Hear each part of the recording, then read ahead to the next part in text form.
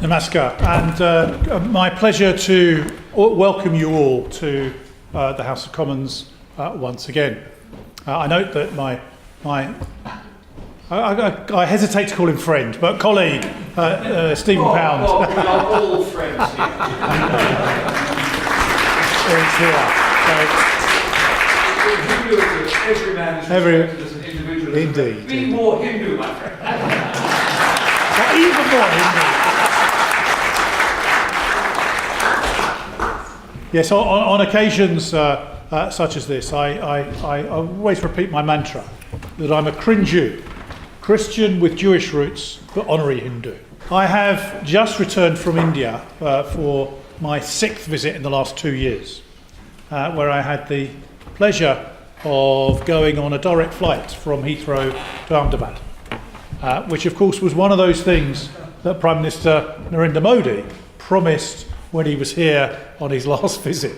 Whilst I was there in India, I had the opportunity of meeting both the Foreign Secretary, the Indian Foreign Secretary that is, not the UK Foreign Secretary, but the Foreign Secretary and the Deputy National Security Advisor.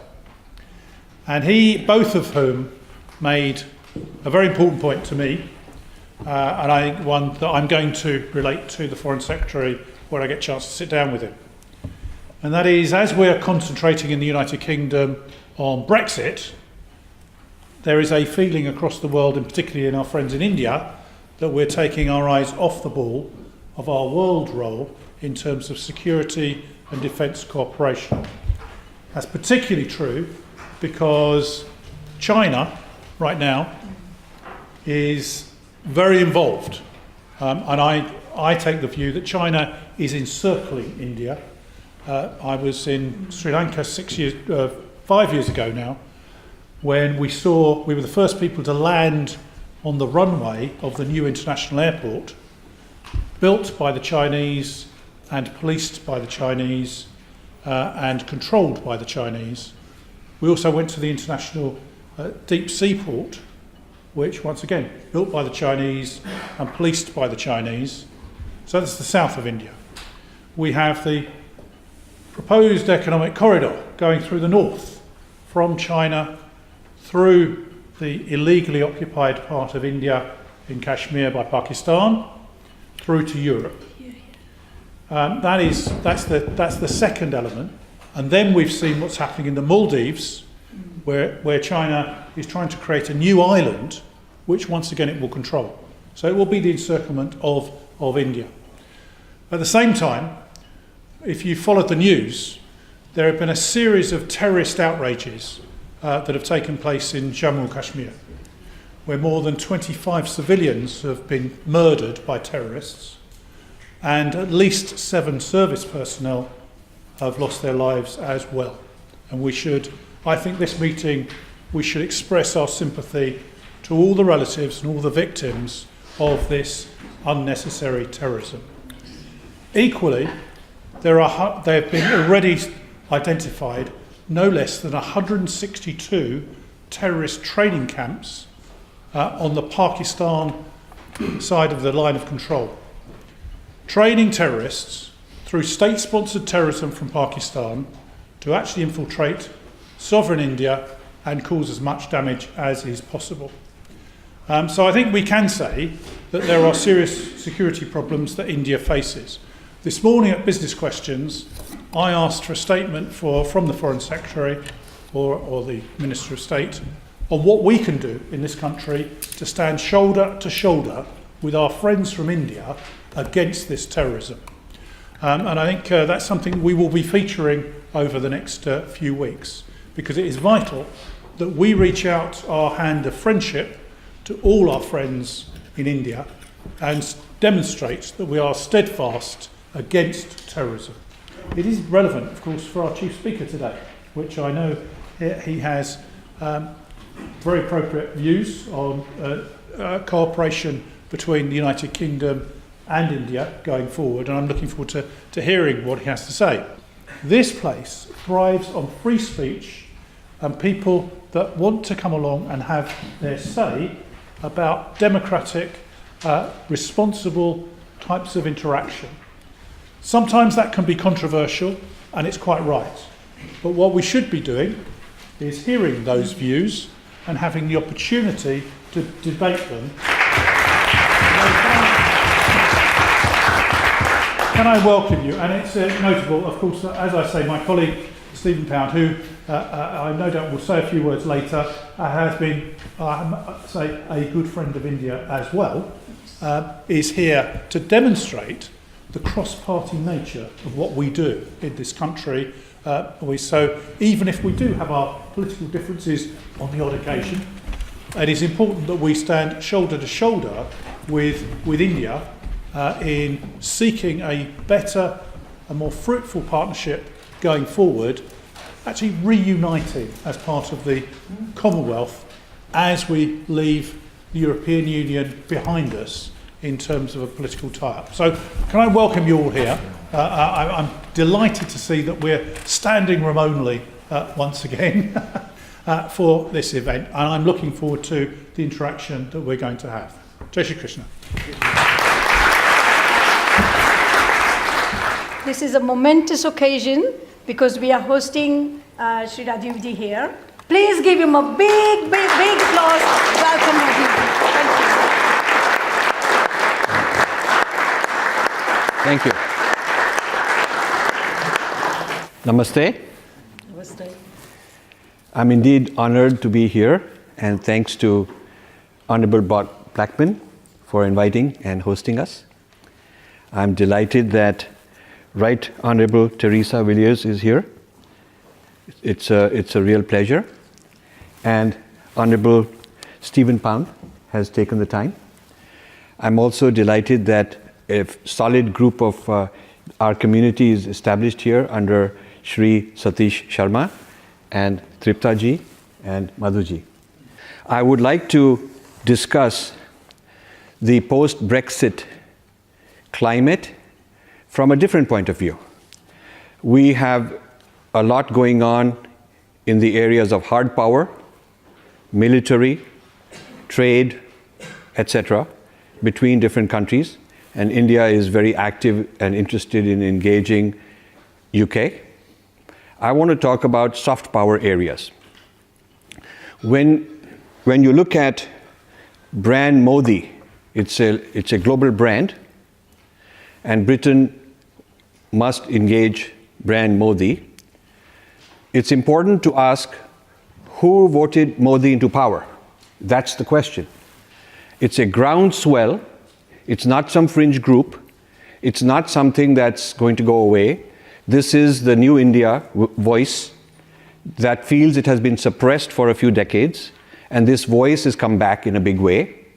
So this is the voice that Britain needs to understand, and I will give a little bit about what that voice is about. Because, as I will explain, Britain has its alignments in the public square and in academics and so on, often with the very same intellectual people from India that have now been booted out. So it's very interesting that the Indian voters have removed a whole narrative and replaced it with a new narrative, but many of the people from the old narrative still enjoy prominence overseas. So a good thing for a joke in India, in Delhi, is that if you get booted out of India, you can always go to London and they'll still think highly of you because you can market yourself that way. So this disconnect is something important to fix, because the policies of India should direct itself to the people's voice in India and not the voices that have been discontinued and dismantled. So we need to understand what has been dismantled in India, and it has some parallels with Brexit. Because in both instances, what has been thrown out is a sort of ultra-liberal left voice. I'm not against liberalism. I think there are some amazing good things about it, but it was excessive. It was arrogant, it was hypocritical, in some cases outright corrupt. So this narrative, which is sort of a global narrative, which is being dismantled, not only in UK and India, but many other countries you can see around the world, Japan, Australia, etc. You have to understand what is this narrative and what are the other grand narratives of various peoples that want to come back. So like Brexit is a voice in Britain that wants to have its old grand narrative revived and heard because the new narrative was not being fair to it, maybe too much oppression and too much dismantling of the pride of heritage. In the same way, that exact sort of thing is what brought Modi into power. Because after India's independence, what India got was political autonomy. What India is now getting in the last 15 years is financial and economic autonomy, but we still do not have a decolonization of the intellectual sphere. We still have books written in the past which are very denigrating to the culture and heritage and history of the Indian people. And this is an Indian problem. You cannot blame it on someone else. We've been free from colonialism for 70 years and if we haven't done a darn thing, it's about time. So the people of India decided that they're disgusted with the state of affairs in terms of what's being taught in our schools in India and the asymmetric imposition of secularism. Asymmetric. It might be a surprise to some people that Hindu temples in India are controlled and operated and administered by the government. Though we are supposedly a secular country. And this administration of religious worship is not happening for any other religion but Hinduism. So that's not secularism, that's sort of like pandering to the minorities. Now, I believe that the minorities need help and the minorities need to be championed, and everybody's narrative is very good and we should respect it. But respecting one should not be at the cost of disrespecting the other. It should not be that we got to knock down the 80% minority in order to impress the vote bank of the 20%, the 80% majority in order to get the vote bank and the hearts of the 20% minority. And it's these games which are dishonest, which led to the dismantling of this old stuff and the rise of Modi, which I think is here to stay. In the attempt to bring about harmony and peace, there emerged an extreme left narrative which said all grand narratives are bad. Grand narratives are tribal. And so we got to get rid of them and replace it with some kind of a human being who has no sense of identity. This led to the fall of the Maoism. Maoism in China has been replaced with a Chinese grand narrative. I mean, they have a communist party, but the communist party has brought back Confucianism, Buddhism, Taoism, and they are saying the old classical narrative of who we are is very compatible and consistent with modernity the Chinese way rather than the Western way, and future. So this is what the Confucian institutes are teaching. This is exactly why the Soviet Union fell apart. And when the Soviet Union fell apart, we found that there was a huge resurgence of religion because it had been suppressed. So after many generations, and despite all the education of the Russian youth into science and scientific reason, logic, and all that, thinking that these things will get rid of the problem and primitiveness of faith. The point is, it didn't happen. When the USSR were dismantled, one of the things that came back with a bang was religiosity. People want to understand their past, and they want to understand their history, they want to understand their culture in a positive way.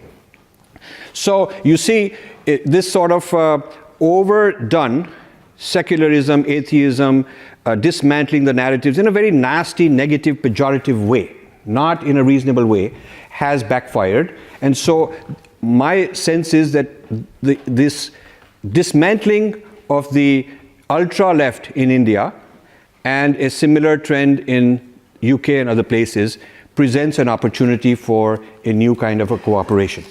So if stage one epoch was multiple grand narratives at war with each other, and this was replaced by a kind of let's fight all the narratives, okay, from the extreme left point of view. It's the opium of the masses, let's get rid of all of that. And that was sort of the next stage. Now we have to create a third stage. And I propose we have to create a stage where people have their grand narratives, but these grand narratives, rather than being at war with each other, have mutual respect. So we need to create, the different nations of the world need to create their own positive narratives, but in a manner that they're also open and respectful to other people's narratives. So about 2 decades ago, I started developing this idea of mutual respect rather than tolerance. Because in the year 2000, there was a world event at the United Nations of all the religions to come up with some sort of a peace, and certain religions put on the table tolerance.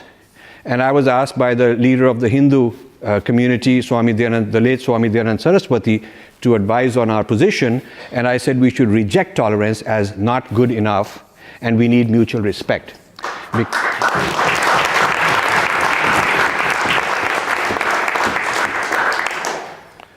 So the discussions went on because it was not easy for certain people to consider mutual respect. Because when I respect you, I cannot then denigrate you. I cannot say you're going to hell. I can say tolerance. I can say you're no good, you're illegitimate in your faith, and you are going to hell. But you know what? I'll tolerate you. But the point I made is you wouldn't want your spouse at home to say, you know, I tolerate you at home. You wouldn't want to be at a dinner table where someone says, I tolerate you to have dinner with me, or your co-worker to say, I tolerate you here. It's a disrespectful, patronizing, demeaning, talking down. So we need mutual respect. Mutual respect with difference. Not that we don't have a difference. I mean, you have a distinct thing about you, and I have about me. So when I'm eating, the example I've given is that I have respect that you are eating your pizza, but I like my gobi paratha. And it's not disrespectful that I want it cooked my way. I may even enjoy what you're having.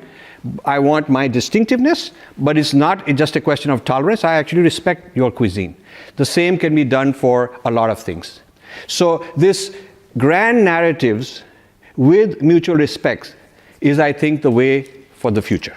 That's what we should be striving for. Now, the apparatus, the intellectual apparatus in India hasn't caught up with this public sentiment. The intellectual apparatus in the universities is still this anti-grand narrative. It's still making fun, it's still hostile, it's still what I call Hindu phobia. And some of these forces have become breaking India forces. They are supporting separatists. The first stage is separatist in the intellectual sense, identity sense, history sense, exploiting these fault lines. And then it gets charged with actual physical, military, violent kind of a separatism on the ground. So the breaking India forces are partly in India, but they also have alliances internationally. In Britain, in the United States, in Canada, in Europe, they have their networks. And this is part of the very extreme left-wing agenda to dismantle grand narratives. And India is a very serious threat for them, because it's such an old civilization that has not been successfully, dismantled. The rejection by the Indian public of this, what you may call anti-grand narrative nexus, is a very important opportunity for Britain. The history of Britain and India presents a unique opportunity for Britain to help India in this regard. This is something India needs. It doesn't cost a whole lot of money. It'll cost some, but not a whole lot of money. And it'll have huge impact on India. And it's the one thing that will win the hearts of Indian people. So I'm going to discuss that. I'm going to discuss what exactly that is. The colonial system dismantled the finance, economic, commercial strength and capital of India because of trade. The East India Company was trading. So we call it, in our terms, we call it Vaishya Varna, which is the capital of business and finance. That got dismantled first. Second dismantling was the Kshatriya Varna, which is political military, because the East India Company got into rulership, governance. The East India Company was the world's oldest and largest outsourcing company. It outsourced ruling on behalf of a king, saying, we will give you the gun salute and you'll sit on the elephant and you'll come to Cambridge and you'll play polo and we'll do all that, but we'll rule your country. And we will rule, we'll have the police, we'll have all of that, so we will rule. So it was sort of, you outsource your whole rulership to us, and you sit there symbolically and you'll still be the king. It's the world's biggest, the first successful model for outsourcing, actually. And so this is the political power, political capital being dismantled in India. And then came the intellectual capital. The political capital we call Kshatriya Varna. The intellectual capital is called Brahmin Varna. Now these are not by birth, these are not caste, these are just categories of social capital. So the intellectual capital dismantling was, replacing Sanskrit with English, getting rid of traditional teaching and with new kind of stuff, and not adding to, but replacing. It would be wonderful if someone said, we teach your culture, you teach your language, we're not dismantling, we're not disrupting, but we're going to add something nice to it. That would be a win-win. It would be absolutely amazing. But this was, in fact, very clearly articulated in the British House of Parliament in the 1800s that the way to really defeat these guys is to deny their history, their sense of self-esteem and all of that. So it did happen. Now, this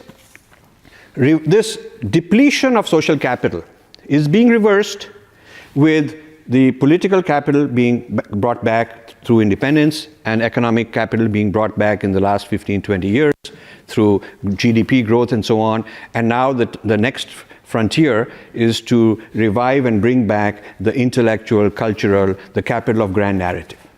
So this would be a return of India's soft power. If you look at what is being taught, the Indian left has had 5 waves. I don't have time to go through the details, but Indian left has had 5 waves of Indology and the import of ideas from the West. First came Marxism, which is a Western thing. Then came post-colonial studies. Then came subaltern studies. Then came postmodernism. And now it is neo-Orientalism. So all this hubris, an alphabet soup of imported things, have really devastated the Indian grand narrative. It's Indians working as sepoys for a new kind of imperialism, if you will. And here I think the British probably are not conscious that they're being utilized by some political forces in India and made to look bad. So when a whole lot of these sepoys come here looking for patronage, that they are Indians and they're bringing freedom, human rights. They're bringing human rights, okay, and so on. Okay, you got to look at it very suspiciously. You got to look at it that this is just a political faction that's actually going to put your name and your money and your sponsorship, and they're going to do their own political work. So I think that it is important that in this era, the British government and serious thinkers should realign, should question their prior alignments with the intellectual people in India and realign with new people. And some of these new people are very big and popular in social media, which is a barometer of popular appeal, as opposed to old school media, which is still controlled by old institutions. The old intellectual system, which we still have, running textbooks and all kinds of things, even the public service exam in India, to become an administrative service or foreign service or whatever, is still the kind of authors and the kind of books and the questions asked are still of a very old camp kind of thinking. They still haven't, the new government hasn't done a good job of dismantling all that. So in this worldview, which is prevailing in Indian thought and also reflected in the Western view of India, there was no India prior to colonization. There was no India. If there was any pre-colonial glamorous era, it was the Muslim rule. That was the golden age of India. That's how it is being taught. And so we are not studying the Indian social theories, political theories, economic theories, people like Kautilya, 1,000 years before Machiavelli. saying profound things. We just don't have that. We just don't have so many economic theories. You can see books now coming out which compare modern economic thought with some of the classical Indian thought in economics. So it is important that we revive our narrative. When you look at Britain was beneficiary of a large part of Indian knowledge and Indian power, because if you look at the Cambridge History of World Economics, it tells you that until 1750, India had about 25% of world GDP. 25% of world GDP.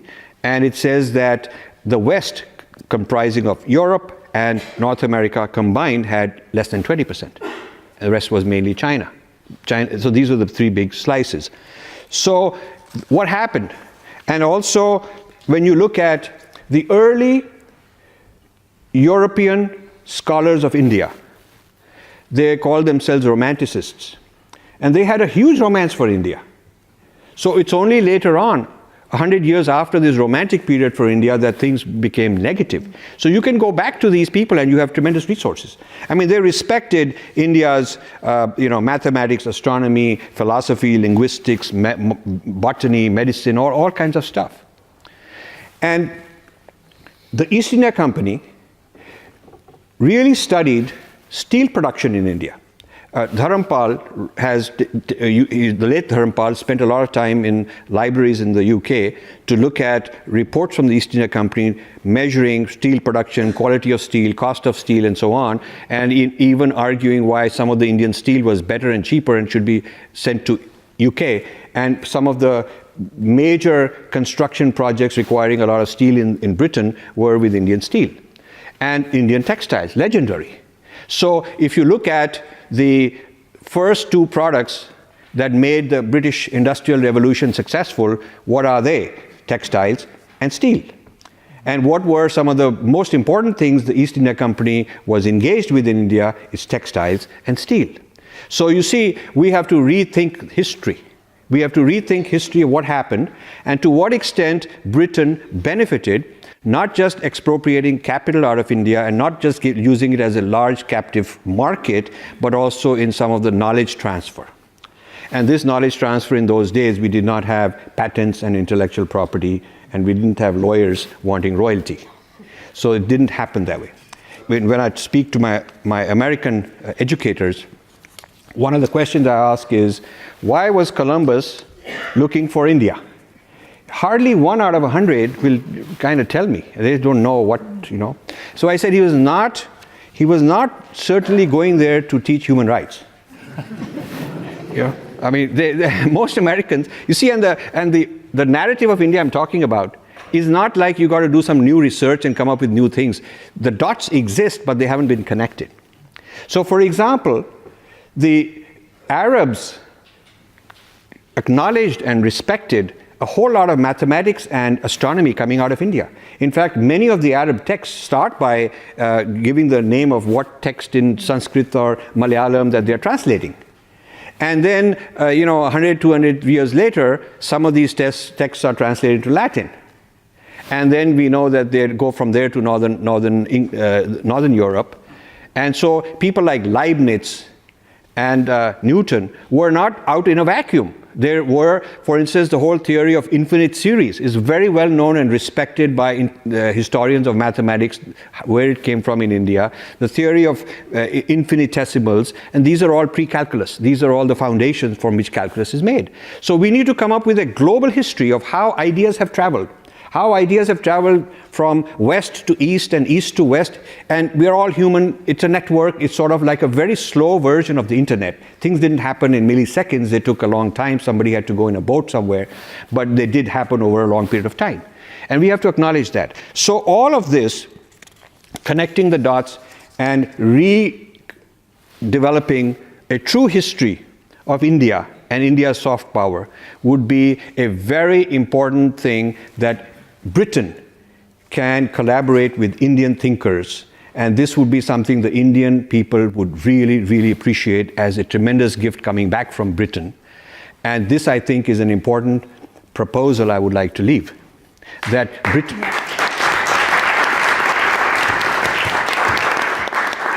there is a proposal I do not agree with, which says that Britain should give financial reparations to India.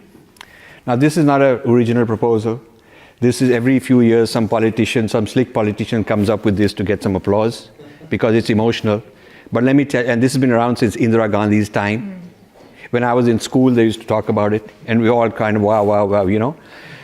But we must move forward in a win-win way, in a positive way, where everybody wins, and put the past behind us. We have to acknowledge the past, we have to write the correct history like I just described, we have to honor each other, help each other rebuild and reconstruct a positive grand narrative for ourselves, and then move forward into the future rather than us versus you, rather than anger, rather than kind of blame kind of a mode. So the problem with this financial reparations issue is that it sort of says, you're guilty and I'm going to get you. It's punitive damages. It'll never happen. Let me just tell you, Britain will never give, you know, even a small amount of money as a symbolic thing and come up with some kind of, okay, we are guilty and we're ashamed and all that. It's not going to happen. So the rabble-rousing, over-emotional, bombastic people in India are just looking for some instant populism.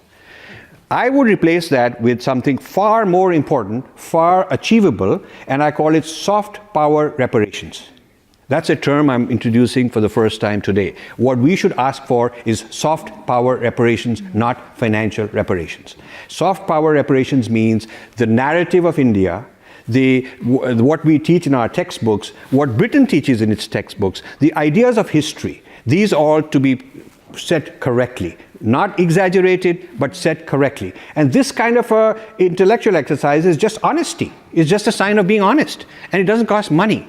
It just costs heart, just the heart in the right place. So I have a few ideas. First, I think this whole Aryan invasion theory needs to be dismantled. And this Aryan invasion theory was first...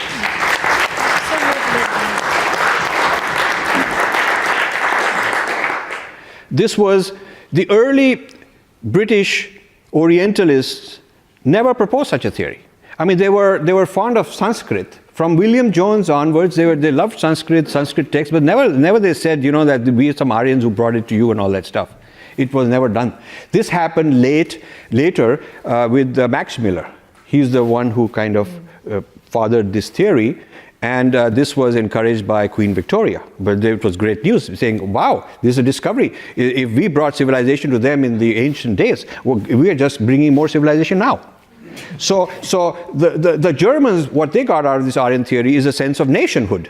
That we are the inheritor, we are the ancestors of all these great Sanskrit and great texts, for we are a nation. That's why we are so great. So it gave them, it built the German nation in terms of the German grand narrative.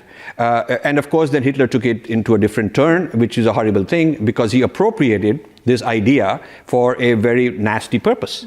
So that's another reason to dismantle such a theory.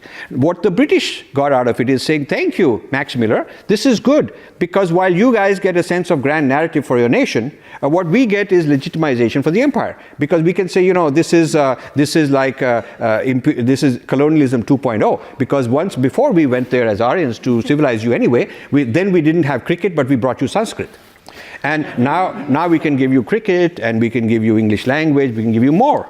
So this business that started in the 1800s needs to be dismantled. And if some good, honest scholars with an open mind were to collaborate with their Indian counterparts and publish some works, and we could have a few conferences, I would love for my foundation to have a partner here and do a Swadeshi Indology conference right here and on this topic and set the record straight.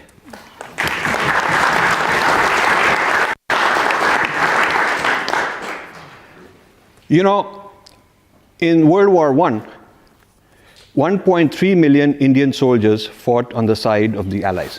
Yeah. More than the combined number of soldiers from all other countries put together.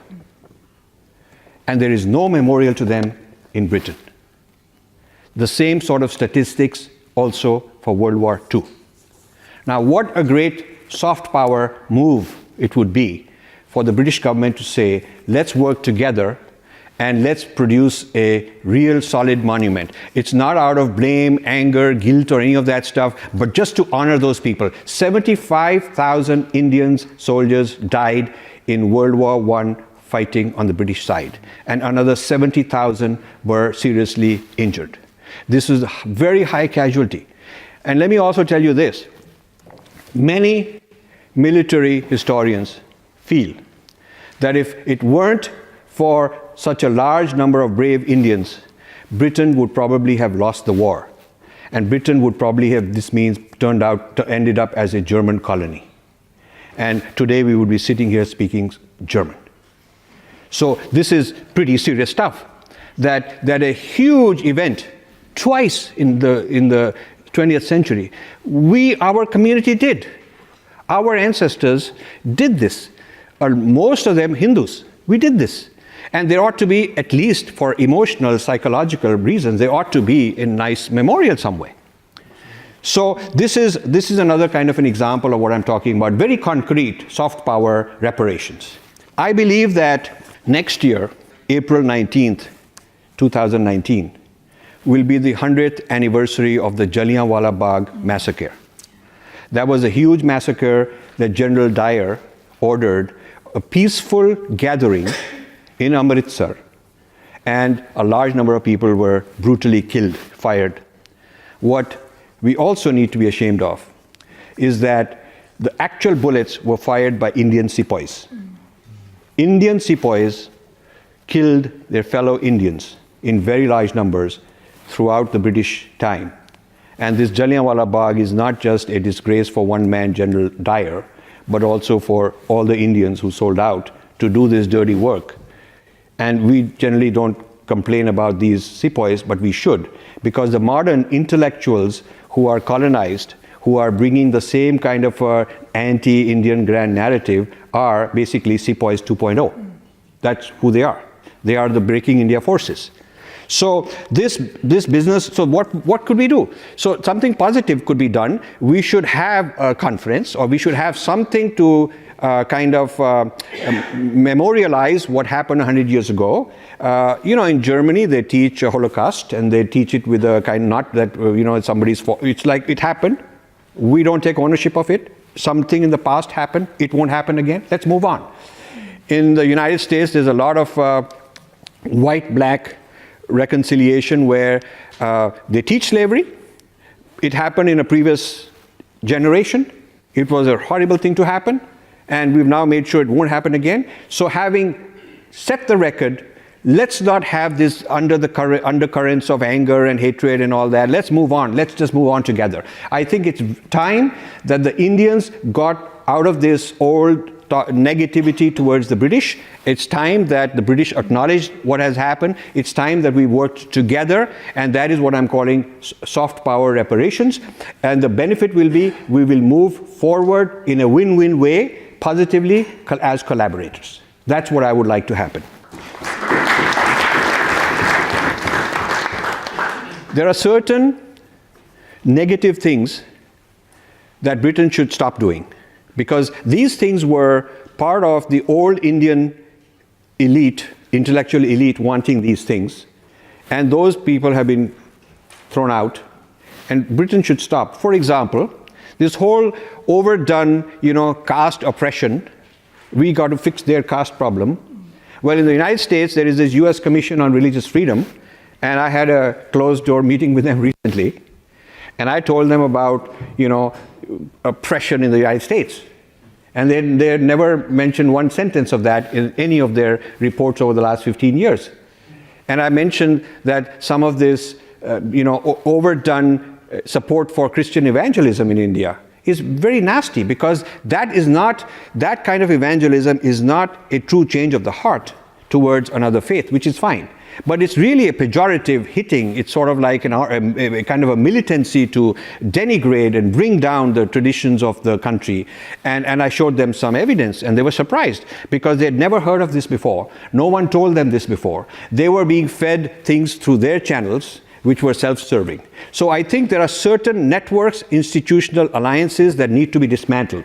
And so Britain should also take with a grain of salt any reports you get from Christian evangelists in India. They want to expand their numbers, expand their market share, and they want to do it by claiming that they're bringing human rights. So this whole human rights business is feeding what I call breaking India forces. And it's bringing Britain a bad name. And Britain should not be involved in that, be realigned with those who are trying to build a positive India for all Indians, including every kind of a community, every faith, everything. All Indians need to be part of a good, positive, grand narrative of India. And we ought to construct that rather than breaking each other apart. So that's a project we can do.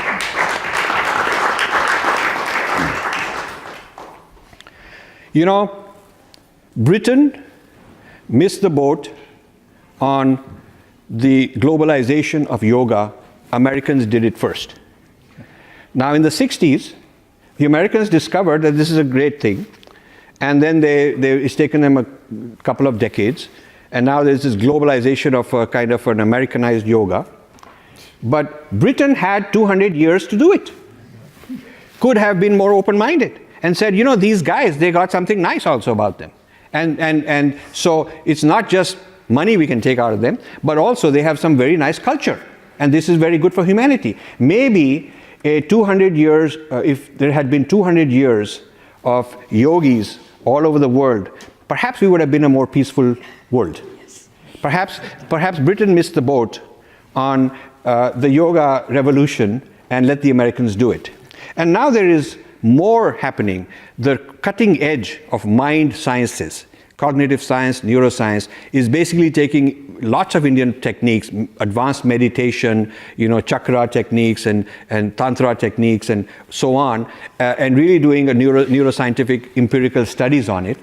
My foundation has done, for 15 years we've been doing research on Indian contributions to mind sciences. I'm writing a book on that, on the unacknowledged Indian contributions to mind sciences over the last 50 years in the West, looking at citing Western evidence. And in March we're doing a conference in Delhi University on the Indian mind sciences. So a lot of Westerners are actually already involved in this. A lot of people in Britain and US and various places are very much involved in a new paradigm of mind and how to move it forward, which is very Indian when you look at it. So there are areas of collaboration. But there is vegetarianism which is becoming popular. There are social theories of aging, of multi-generation families. There are so many areas of traditional Indian knowledge which are relevant today. And Britain can actually be part of that and help build those grand narratives together with us. And this will be good for humanity. This could be probably jointly exported. So I will conclude by saying the Americans also did something else that Britain should have done. The multi-trillion-dollar technology-led American economy is built, it runs on Indian brains. There is more Indians when you look at Microsoft, IBM, Google, Facebook, Apple, and you look at the old technical giants like Bell Labs or NASA, there is more Indians than any other single ethnic group, including white Americans. In fact, when you look at Indians and Chinese and Japanese, you know, the Asians are majority, most of these places. And I'm not talking about low-level coding type jobs. I'm talking about billionaires, entrepreneurs, leaders, CEOs. Now, Britain could have done that. But instead, Britain is a consumer of made-in-America things. And these made-in-America things are really made by a lot of Indians. So in a sense, I'm being a technocrat. I'm grateful you guys are good consumers and you are a good market for us. So you see, the Indians supplied the brains, but did not have, the Indians have a weakness. This is a tremendous problem for Indians. Indians did not know how to institutionalize. Indians are brilliant as one man here, one there, one there, one there. So the Americans figured out that, you know, we give them a home, we give them respect, we give them all the facilities they need, and we institutionalize them, and we get the best out of them, and not hold them below a glass ceiling, and then they'll flourish. And so creating this kind of an atmosphere, which made USA the most preferred destination for every bright Indian wanting to go there in the last couple of generations, was brilliant success for them. But UK could have done it. And UK had the knowledge about India and had the clout and the political capital to do it, and should have done it and earned a lot of money out of it. So I will conclude by just saying that there is a clash of grand narratives which has been going on since his early part of history. You cannot dismantle these grand narratives as a way of getting rid of the problem. You have to develop their cooperation with each other with mutual respect. That is the challenge that we all have to do. And there is a technology-driven narrative of the future. The one thing that won't go away is technology. You can argue left or right or whatever, but whatever you're arguing, it has to be pro-technology. And so, and the fact that Indians have a lot now invested in this and are a big resource should not be ignored. So, given these opportunities for cooperation and collaboration between Britain and India, I'm hoping we can take some take some of these ideas further in a concrete way. And my foundation and I are available and very happy to take the lead with any British organization that would be interested in working with us. Thank you and namaste.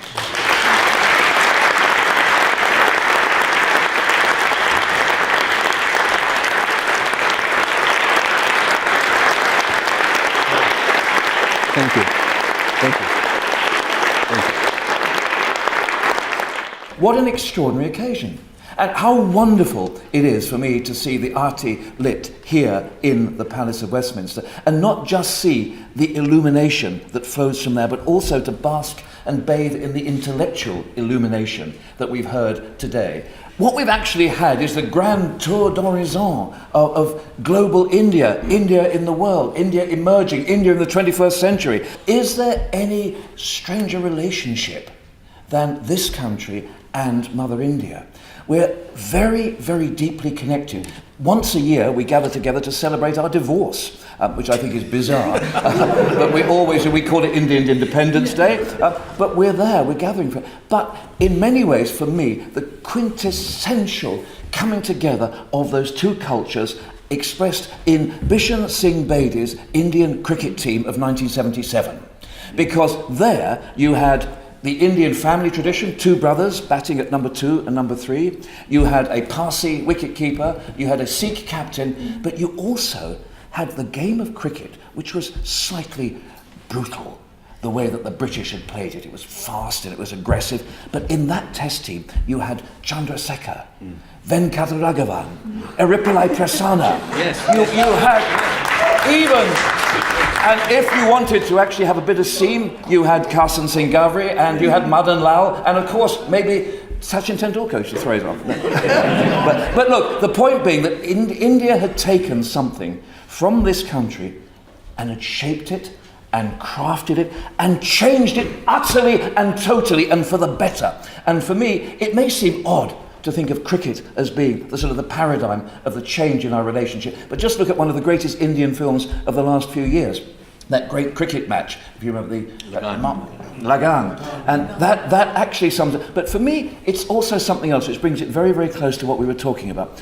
When I first went to Mumbai, where my mother went to school in Pune, and you talk about reverse colonialism, her father was working in Gujarat in the cotton mills. You know, he was a coolie working away up there, slaving away, and he's actually buried in Bangalore. But you know, he's very, very grateful for the work, I hasten to add.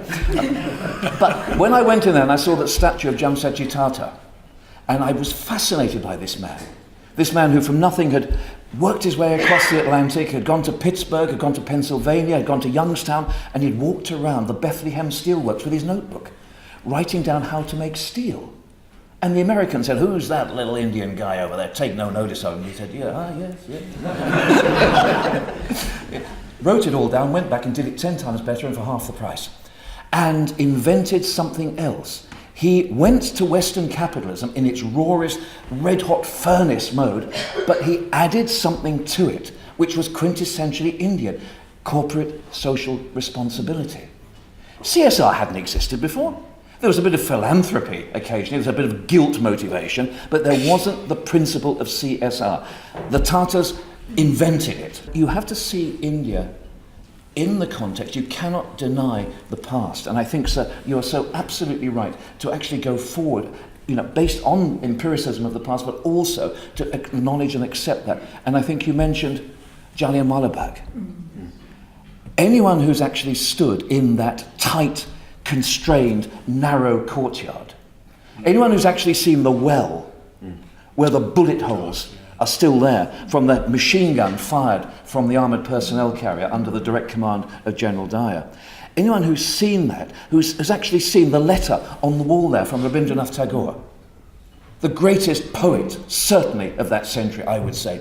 People would say, he's the Shakespeare of India. I say Shakespeare is the Tagore of England, to be perfectly honest. But to actually see that, to see that letter handing back his knighthood, and to actually read that, and then to emerge from the Jallianwala Bagh and turn left and walk along the road for a couple of 100 yards, and there you are in the Golden Temple.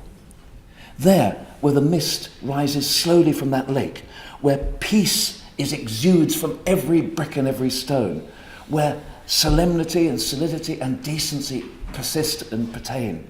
The contrast between those two is so absolutely extraordinary. And then we've had, I have to say, it's almost like a version of sort of Mother India we've had before us today, all the great achievements. All I can say is someone who studied economics at the London School of Economics, obviously, how could we do mathematics without Bose? How could we study anything without zero? The concept of zero. Who invented that? It wasn't the Arabs. Certainly wasn't my lot. It was yours. It was India that actually discovered the biggest and most significant breakthrough in mathematics. Mathematics started with that concept. Once you've got that, you can then move on. And as for yoga, well, those Victorian chaps used to come back from India with their Kipling in their back pocket and recipes for hot curries and that. They actually used to exercise using what were called Indian clubs. Now, probably nobody in India calls them Indian clubs, but we used to actually throw them up and catch them. And it was a sort of a form of physical exercise that was carried on very, very well indeed. But look, ultimately, we, in this country, are facing, in my opinion, one of the most catastrophic decisions economically, socially and culturally that we've ever taken. And we can have disagreements along the table here, but I think the idea of the United Kingdom ripping itself away from the other 27 countries of the European Union is disastrous. However, for India, it's a completely different perspective. You see it through a totally different prism. There was a poster in my constituency, just outside my constituency, in fact in Southall, in Ealing, in June the 23rd, 2016, which said, "Vote leave now. We want more Punjabis and less Poles." And that was the attitude that some people had. They saw leaving the European Union as an opportunity. I think it is going to be a tragedy for this country. Why is Tata, why are they running the steelworks in South Wales? Why are they running the Tetley Tea Company in my constituency? Because it's not out of some sentiment. Indian business is not sentimental. No one is going to do us any favours in this country. There's no bye. We're not going to do, oh, you gave us cricket, we'll give you a cheap deal. It ain't going to happen like that. You are bottom line people. You are people who ultimately, you are there for the business achievement with CSR, obviously. I think that the reason why so much Indian investment is in GB, in the UK, is because we're an entrepot to Europe. We're there, we're at access points, you can build cars here and we can sell them over there. I think that without British membership of the European Union, things are going to be very dire for this country. However, India will be shining, because you always do, because you always manage to succeed. And I think Theresa Villiers is here, one of the best Secretaries of State for Northern Ireland we've had, and somebody I had the honour of working with. She and I, in Belfast, I hope Theresa would agree with this, in a city riven by sectarianism, riven by violence, there were one or two small pools of peace within Belfast City. One was the Hindu Mandir. Extraordinary building, absolutely, which Theresa went to, and the other one was the Krishna Conscious, the SKP, the Society of Krishna Consciousness building in the worst part of East Belfast. How extraordinary that they're in the most unpropitious circumstances, with the most barren of soil, this philosophy, this belief in Dharma, this great contribution that India has made to the world, managed to flourish. So, I'm not here to make a speech. Oh, too late actually, sorry, isn't it?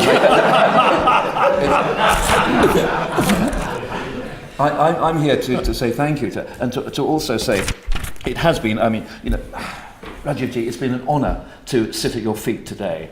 And I think I speak for everyone here to say we are not just blessed by your presence, but illuminated by it. And I have to say, intellectually challenged by some of your iconoclasm, which is what a great writer, a great philosopher, a great economist should actually be doing.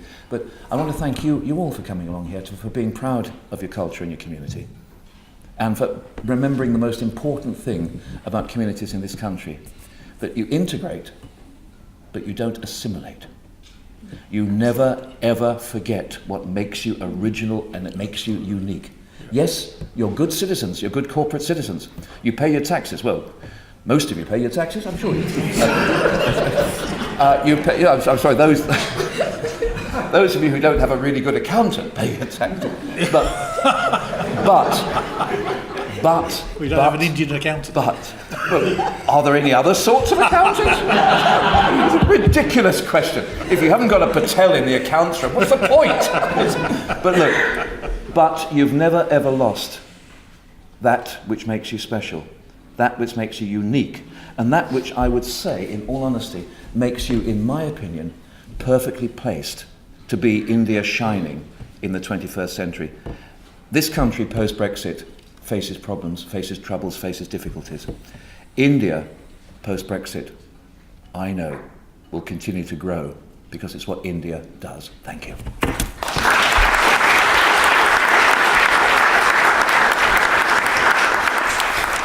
Thank you. Well, I will keep it very brief because I can't possibly hope to compete with the phenomenal presentation by our very special guest speaker. And of course, after hearing you wowed by Stephen Pound in his speech as well, it's really an honour for me to be here. It was a really sort of fascinating reflection on hugely important cultural issues within India and in terms of its relationship with the United Kingdom. I'm very taken by the idea of soft power reparations, and I'm shocked that there is no specific war memorial for Indian soldiers. It's something that must be put right. It is the contribution of those soldiers in World War I is something that is absolutely phenomenal, as we have just completed that set of centenaries relating to World War I. This is an important time to be reflecting on that incredible service and sacrifice. And yes, as you say, who knows what the result of those two huge global conflicts of the 20th century would have been were it not for Indian soldiers fighting on the side of the Allies. So I think there is, we've all got, you've given us a huge amount of food for thought. I really found what you had to say fascinating, and I think, unlike Steve, there are huge opportunities for the United Kingdom after we leave the European Union in reshaping our place in the world. Unlike Steve, I think this is a positive decision for us. I think it was in most cases motivated by the natural desire for self-government and independence. And I believe that we can make a success of this, and part of doing that, of course, will be strengthening our relationships with India, both our cultural and academic ties, but also, of course, our trading ties as well. And I want to really thank you for sharing with us these thoughts on so many of these crucial issues, which I found absolutely fascinating, and a big thank you to everyone else who's here for this really important event. Thank you. That was a very inspiring talk. And soft power reparations, that's an amazing and a very practical concept that I think we've all heard for the first time today. So I wanted to ask you that the idea of reparations we've heard from Shashi Tharoor as well. Could you please clarify what your position is and how you differ or agree with what he's saying? Yes, thank you. I'll repeat the question. The question is that Shashi Tharoor has also recently made some speeches on this idea of reparations, and how does my idea compare or disagree or differ from his.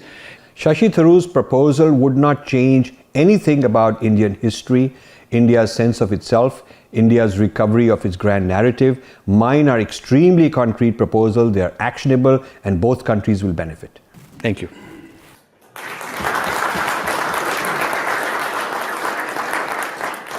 British Indian community and Indians here in Britain are generally the most successful group. So as a community, how can we help promote a better Indo-UK relationship post-Brexit? So the question is the Indian community in Britain and the CEOs, some of them are well established and a successful group, and how can they help promote better Indo-UK relations? Since my forte is in the soft power area, I would say you could help us join our campaigns, join our activities, create an affiliate of our foundation here in the UK, maybe facilitate the kind of things I'm talking about, get us a British counterpart to what we want to do, which is ideologically aligned with us, and let us work on it together. So this is something very concrete and doable. I mean, we could hold this conference next year, announce it in the next 3 months. If you can organize your side of it, we'll organize our side of it. A very practical thing we should look forward to. And you know, CEOs have to be very pragmatic people, not some ideologue kind of people. So as CEOs, you can explain this to them as a very concrete thing we can do together. The next question we received from an online contributor: how can British Hindus have British values and still remain connected to their Indian roots? Well, I think a lot of Indian values are of value to the use to the British and are already being used by the British. The idea, the whole, we talked about yoga, we talked about vegetarianism, we talked about mind sciences, we talked about mutual respect. You know, there was an interesting interfaith thing going on in Princeton where I live, and when I got the invite, I pointed out to them that you don't have a Hindu representative, you have the 3 Abrahamic religions represented. And this gentleman, who is a Jewish person, he told me that the reason is we don't have a problem with you, we have to sort out our problems with each other. So that's why we didn't quite need you. So I gave him a little seminar on this mutual respect and the idea of an open architecture. And according to this open architecture, we are not history-centric. It's not like some defining moment in history which never happened again, that whatever the texts tell us is the final truth. Because then absolutizing history, what I call history-centrism, is the recipe for conflict that cannot be resolved. Because you cannot change that history, and you don't want to compromise, and I don't want to compromise. My legitimacy depends on the historicity of that one event, and so I cannot compromise. So if there's a conflict built into that, it's not reconcilable. So I said there's a whole different way of faith, a whole different way of the relationship with divine and all that we bring, which is not dependent on a particular singular historical event, but there's a lot more to it. So he invited me for a few talks, at the end of which he said, would you like to chair the interfaith dialogue among the 3 Abrahamic religions? Because he felt the Hindu brings new ideas, new ways of thinking to break this log jam, this irreconcilable clash of civilizations that the Abrahamic religions have. So I think the Hindus can do this kind of a thing in the UK. If you initiate conversations as Hindus with an open architecture, you can bring a lot to the table, even for other faiths to sort out things with each other. How do British Hindus help India to move to a position of mutual respect rather than tolerance post-Brexit? Well, that's a good question. I'll repeat. How can British Hindus help the relationship between the two countries move to one of mutual respect rather than a mere tolerance? I think we embody mutual respect in the very fabric of our faith, because even within our faith, you can have your deity and I can have mine. That doesn't mean that respect for my deity and legitimizing my deity requires falsifying yours. We have this concept called Ishta Devta, which means my preferred deity. But my preferred deity is a manifestation of the same one, the same divine as your preferred deity. So I don't see that. So therefore, this being built into the very fabric of our system, it's very natural for Hindus to go openly to other societies. Now, the Hindu people in Britain can be a counterweight to various other unnamed, I'll leave unnamed, traditions that are actually very hostile, where there is a grand narrative clash, where it says that for my grand narrative requires that the nation states have to be overruled with some kind of a grand scheme that's global, and the text that it's based on cannot be reconciled, so it's either you or me. It's kind of an exclusivist thing. We do not have exclusivity claims in Hinduism. We don't. It's an open architecture. This is why throughout the long history of Hinduism, new rishis have come, made new discoveries in their state of consciousness and shared with people. And it's sort of like an open market. People who want will join, but there's no burning of books or, kind of a heresy or claim of infidels and trying to kind of go after other people. So this sort of open architecture, which promotes new people to enter and kind of based on mutual respect, is a very good foundation for the West. The West could adopt. If the West said, okay, this is a Hindu architecture, we can make Christianity fit into the Hindu architecture. Actually, that would be a very interesting exercise. What would happen if the Christianity said, Jesus is the Ishta Devta, that's it, okay? Which means that he is my Devta, my deity, but the very construct of Ishta Devta means I respect your right to have a different one. So that shift about exclusivity claim would change the whole world. It would change the course of history, I would think. And I'm not sure that the world is going to be able to go on without having to make that shift from exclusivity to non-exclusivity. So this is where the Hindu voice of openness has to stay firm. Because at some point in time, you will find that people fighting each other with mutual exclusivity claims will get tired or will destroy each other, or somehow they will have to realize that they got to reform the exclusivity claims. The reformation of exclusivity claims, I think, is necessary condition for humankind to move forward. And Hinduism has that built into it. Okay, thank you. Another online question. What is the key cause for the resistance to change from the Western lens that prevents Western viewpoints from seeing Dharma from an Indian perspective? I think the Western lens, which by the way is not just physically present in the West, but the westernized Indian, is the most prolific. Most of the new writers, many of the new writers in the English language are Indian, and they're bringing the westernized lens. So what we're calling westernized lens is often, being worn by ethnic Indians. So when I give my response, I'm not talking about Westerners, but about a certain lens, you see. And also I come across a growing number of Westerners who are not wearing the Western lens anymore, who are actually wearing a more Hindu-like lens. I come across quite a lot of them. In the US, for sure, I come across them. So this westernized lens has both the religious exclusivity of one kind built into it, and for those who are secular, has a different kind of exclusivity of a superiority, the narrative, the grand narrative of the liberal left, while not relying so much on God per se, is also a kind of built on the superiority of a race or superiority of something or other. So this brings exclusivity. And so the looking at others from a position of superiority is a recipe for conflict. And so the dharmic lens is basically a very important power in the world, which says we won't go away, we won't get assimilated and digested, we are not going to be hostile to you either, we are here, and we're going to get stronger and stronger. And you have to appreciate that one day, and you have to dismantle your exclusivity claims, because that'll be good for you also, you see. So in fact, I'll tell you, many of my Christian friends in the United States are beginning to see the pre-Christian faiths of Europe.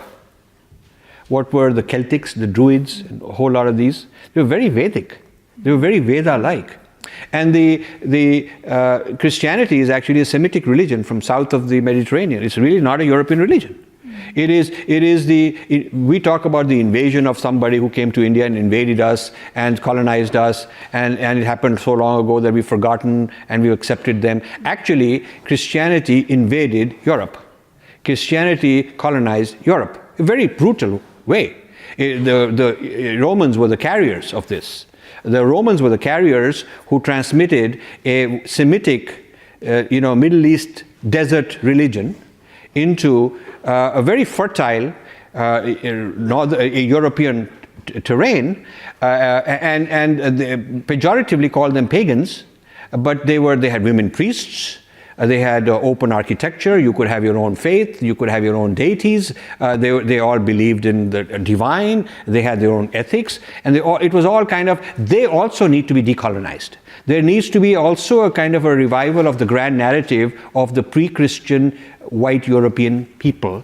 They have to understand who they were, what was their own past, which got displaced very militarily by the invasion of Christianity. And that is another collaboration that the Hindus here should initiate with the so-called pagan people. Pagan is a kind of a pejorative, means country bumpkin kind of thing. So the Christian named them that, you got a bunch of bumpkins because you're not Christianized yet. So if you go, there's a lot of movements to revive all that. And I tell my American friends that that's really, if you really want to go back into your past heritage, that's what you ought to claim. And a lot of them are doing that now.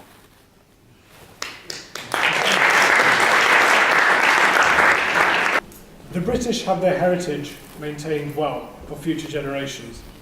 What should India learn from the British in how to do this effectively? Yeah, I think that one of the great things that Britain can teach us in the Indians is the importance of the grand narrative that Britain has. Britain has a proud narrative about the origins of democracy, the royalty, the whether not just cricket, but English language, a lot of literature. I mean, Britain invests very heavily in keeping its grand narrative, and it's paying its dividends in the form of tourism, in the form of people's self-esteem. And I think Brexit happened because that was being tampered with. People were not sort of, the whole movement was to kind of dismantle that or dilute that or downgrade that somehow. And so people felt that we need to go back to our roots. So India needs to understand that even a major country in the world with a secularist sort of mindset and very intellectually, enlightened, rational, logical, people, materialistic with mentality also. All of that built in, it doesn't keep them from pride of narrative. So we have actually been colonized by new waves of Indology. The new waves of Indology have brought to us silly things like subaltern studies.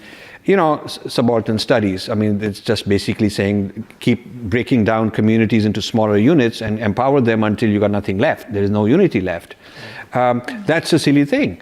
And then this post-colonialism, which basically is this, let's hate the colonizers, but hate them from, if you ask the post-colonialists, on whose behalf do you want to decolonize? When you decolonize, what will the we be? Who is the we that's going to decolonize?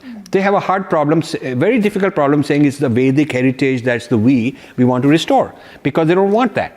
So who's asking for decolonization? And who will remain when the decolonization happens? If there's intellectual decolonization, what will the state be? What will we be like? If you really push them hard, they will end up saying that we will be not there at all. We will be finished. We'll be disintegrated into 500 little things. They don't want to say that, because the moment they say that, they've shown their hand and nobody will back them. But they do not have a unified concept of India. They don't have a unified. So this idea that we want decolonization, but decolonization, okay, it's one thing to be united against a common enemy. But then once you've finished off that, who are you collectively? What's holding you together? They don't have an answer to that. So the post-colonial people, these postmodern people are even worse. Postmodern people say there is no narrative. There is no grand narrative. It's all, we are all sort of almost like we are drones or robots or something. We don't have emotions, as if we don't believe in a sense of family and a sense of community and past and our stories and rituals and all that. But that's fighting Mother Nature. It is nature. It is natural for people to have a shared past and be proud of it. There's never been a civilization which sort of did not have stories about, our past and our ancestors. You don't have a family without a family history. I mean, that's why you have family albums. I mean, that's why you have on Facebook people putting up their stuff, because they have a sense of community, whatever the community may be. So this business of no communities, no shared values, no narratives is a very devastating thing. And I think Britain did the right thing, not adopting postmodernism, but of course they exported it to us. So that's what happened. I mean, Marxism, they exported it to us, Europeans, but they didn't go Marxists themselves, if you notice that. They didn't go subaltern studies, subalternizing all kind of, groups here and there. I mean, if you were to subalternize Irish, then you wouldn't have solved the Northern Ireland problem. You would create a problem with Scotland. I mean, with Wales. I mean, why haven't the Indian, I always ask the Indian subalterns, why don't you go to your sponsors and funding agencies in the West and tell them to teach subaltern studies and do subaltern research on their own societies? Why don't you go to Ford Foundation and tell them that you want to promote black studies and Hispanic studies and bring Native Americans to claim the Native Americans owned the entire America land and it was taken from them? Why don't you go to them? And they get so scared to the Indians, because they're basically mercenaries for hire. They're just doing the dirty work on India, which they dare not go back and ask their masters to do on themselves. So we have to be very clear on this, that Britain did not adopt Marxism or subaltern studies or postmodernism other than maybe the pop culture. You can go and eat nice Punjabi food, and you can have Bhangra music, and you can have so at the pop culture level, we are postmodern in the sense that we share pop culture freely with each other. But besides the pop culture and beneath the pop culture, there is something called deep culture. The deep culture is where the grand narratives are. And the deep culture of countries is not dismantling, nor should it dismantle. The way forward is that they should have mutual respectful relations with each other. That's the future of the grand narrative of the deep cultures, not getting rid of them. And Britain can teach us a lot about that.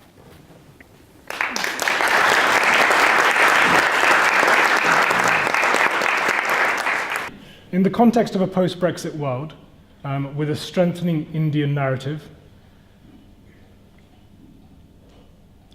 how do Indians and India prevent elements of their grand narrative from being portrayed as being rightist by left members of the academia or media outlets? Well, the Dharma narrative is neither leftist nor rightist. It's got its own way of looking at things. So to oppose one doesn't mean that you're in the other camp necessarily. I don't like to be called a right-wing Hindu or a left-wing Hindu. I mean, if you ask who was Gandhi, he has a lot of social policies that they would say are left-wing, but he believed in Dharma, Ram Raj, he was a Hindu, he believed in Vedas, Gita, all of that would be making him right-wing. So he would be kind of I like to fly on both wings, and I don't need to amputate either one of them. I don't see why I should. So I think to be classified this way is a one-liner. This is sort of like, people who don't have much depth of knowledge, they just believe in short, simple slogans. What you have to do in response is say, let's talk about substance. Tell us a particular position, rather than branding it this way or that way. Just tell us a particular position, and we would rather discuss positions per se. That's how I would respond. Thank you very much. It's a pleasure to be here at the APPG for British Hindus event, and obviously very ably chaired, no doubt, by my colleague Bob Blackman. But the apologies first of all for not being able to attend earlier. Mr. Sharma had been on my case to make sure that I did attend today, but due to some other meetings and engagements, I couldn't actually make it any sooner. So please accept my sincere apologies. But I think in terms of going forward, the key issue, which I know was being discussed today, is a post-Brexit scenario in terms of the relationships between both countries. And that is very, very important. And that's something that the likes of myself, and I know that obviously we've got Teresa Villiers here as well, and other parliamentarians like Virendra Sharma, like Seema Malhotra, Preet Gill, and others of Indian descent like Keith Vaz, Valerie Vaz, they've all been speaking about the need for greater ties.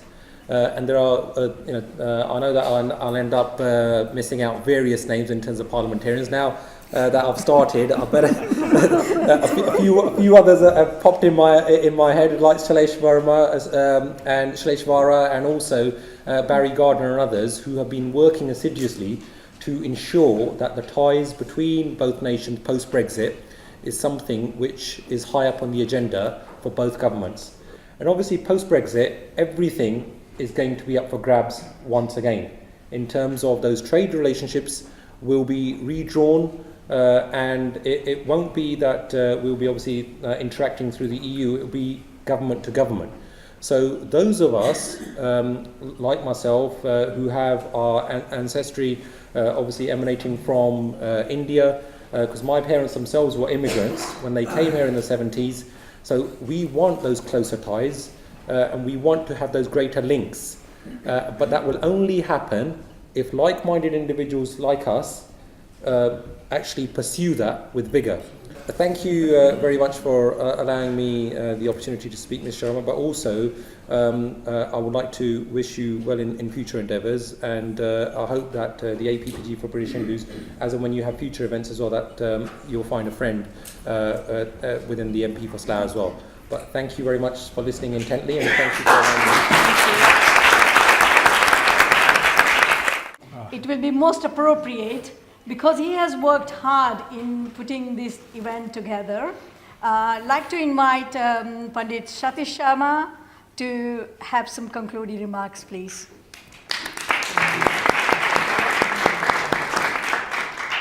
Rajivji, enthralling, entertaining and challenging. Thank you so much. I have the delightful position and the opportunity of thanking Rajivji and giving you a vote of thanks on behalf of everybody involved. Thank you.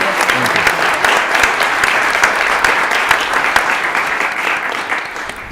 Now, our texts are transformational. As most of you know, I spend a lot of time working with our texts.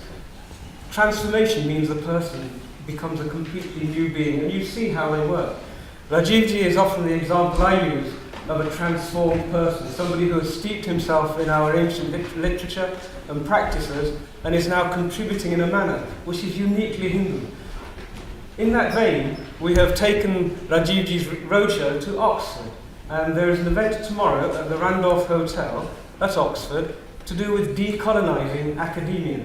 And so those of you who are aware of the course it takes, I would just remind you that it's an old Punjabi tradition that if you're going to defeat an enemy, it's actually cooler to go and defeat him in his own backyard. So please, do take advantage. You've seen Rajivji's extraordinary contribution in terms of the political space. Tomorrow you'll have an opportunity to see his contribution in terms of the academic work that is needing to be done. Finally, if I may, Truptiji, thank you so much for hosting the event from the Hindu Forum. I just wanted to come back very quickly and thank Trupti in particular for organising today and making it happen. Obviously Satish for all the work that he's done to bring you over here, Rajiv, and I think thank you very much for giving us the benefit of your sage advice, I think, and challenging us to not accept the status quo. Your challenge on commemorating the Indian soldiers who gave their lives in service of Britain, both in the Great War and the Second World War. And the reality is I and my staff have worked very closely to form an education programme across the UK to educate people on the role of Indian soldiers in defending Britain in both world wars. Thank you very much. Namaste. Thank you. What a pleasure to meet you. Pleasure. Wonderful.